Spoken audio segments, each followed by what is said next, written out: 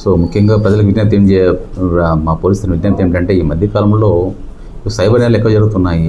దాని పట్ల అవగాహన పెంచుకోవాల్సిన అవసరం చాలామందికి ఉంది, అందరికీ ఉంది. ఇంక్లూడింగ్ ఎంప్లాయీస్ కావచ్చు, అన్ఎడ్యుకేటెడ్ పర్సన్స్ కావచ్చు, ఎడ్యుకేటెడ్ పర్సన్స్ కావచ్చు, స్టూడెంట్స్ కావచ్చు. చాలామంది చూస్తుంటాం మనము, ఏదైనా లింక్ వస్తే దాన్ని ఓపెన్ చేయడము, దానివల్ల వాళ్ళ అకౌంట్స్ అన్ని డీటెయిల్స్ అని వెళ్ళిపోవడము, ఆ విధంగా డబ్బు అంతా డ్రా చేయడము. అదేవిధంగా డిజిటల్ అరెస్ట్ అని చెప్పి ఒక వ్యక్తికి ఫోన్ చేస్తారు అక్కడ నుంచి, మేము ఇట్లా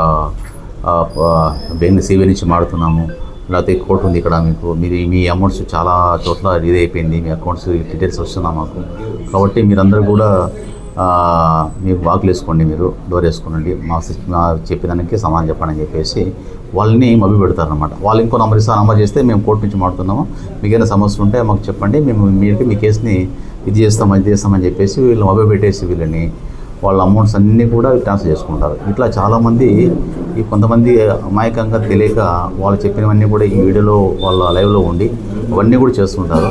డిజిటల్ అరెస్ట్ అనేది ఎక్కడా లేదన్నమాట. సిబిఐ లేదు, కోర్టు లేదు, దీనికి అంతా కూడా అన్నీ కూడా బోగస్ అన్నమాట. అంతా కూడా చాలామంది ఏదైనా ఈ మధ్యకాలంలో చూస్తుంటాం మనం, చాలా లక్షల్లోనే కొంతమంది బాధితులు మోసపోయినారు అంతా కూడా. కాబట్టి దీని పట్ల చాలా అవగాహన పెంచుకోవడం చాలా ఉంది.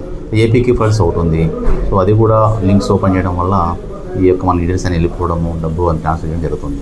కాబట్టి ప్రతి ఒక్కరు కూడా ఇక పేపర్లు చూసుకుంటాము, టీవీలో చూస్తుంటాము, చాలామంది లక్షల కోట్లలో కూడా మనము బాధితులు చాలామంది మోసపోతున్నారు. కాబట్టి ఈ విషయంలో చాలా జాగ్రత్తగా ఉండాలి.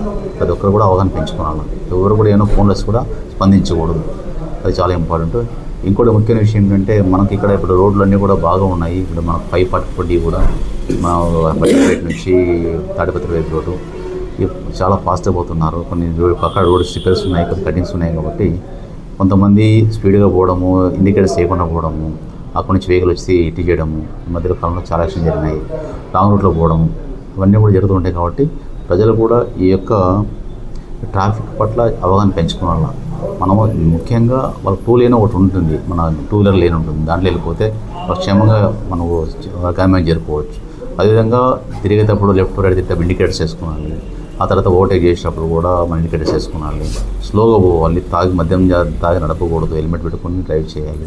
అదే సెల్ ఫోన్ డ్రైవింగ్ చేసుకోవడం వల్ల కూడా కొంత ప్రమాదం జరుగుతున్నాయి. మెయిన్ స్పీడ్ కంట్రోల్ చేసుకోవాలి. చాలామంది తెలియక చిన్న పిల్లలకి బండ్లు కొనిచ్చడము, ఆ స్పోర్ట్స్ బైక్ కొనిచ్చడం, చాలా ఫాస్ట్గా పోవడం, తర్వాత వాళ్ళు బైక్ రేస్ చేయడం, ఇవన్నీ జరుగుతుంటాయి, హైవేలో చేస్తుంటాయి. కాబట్టి పిల్లలు మాత్రం విషయంలో తల్లిదండ్రులకు చాలా జాగ్రత్తలు పాటించాలి. మనం చూస్తూనే ఉన్నాము, ఈ మధ్యకాలంలో ప్రమాదాలు చాలామంది చనిపోతున్నారు, యూత్ కూడా. సో కాబట్టి తల్లిదండ్రులు ముఖ్యంగా మనం కోరేది ఏమంటే పోలీస్ తరఫున పిల్లలకి బండ్లు కొనేద్దండి, ముఖ్యంగా రేస్ బైక్స్ కొనేద్దండి. దానివల్ల పిల్లలకు ఎవరికో తోడైపోయి హైవేలు వెళ్ళిపోవడము, ఫాస్ట్గా వెళ్ళిపోవడము, స్కిట్స్ చేయడం అవన్నీ జరుగుతుంటాయి అవన్నీ కూడా. కాబట్టి దయచేసి పిల్లల వాడు ఎక్కడ పోతున్నాడో, ఏం కథ, మనకి బండి ఇచ్చినామా, బండి ఇస్తే ఎక్కడికి పోతున్నాడు, నిజంగా వాడు స్కూల్కి పోతున్నాడా, అలా బయట ఫ్రెండ్స్ తిరుగుతున్నాడా అనేది గమనిస్తే కొంతవరకు ప్రమాదం తగ్గించే అవకాశం ఉంటుంది అని మీ యొక్క మీడియా ద్వారా ప్రజలకు తెలియజేస్తున్నాం. Thank you.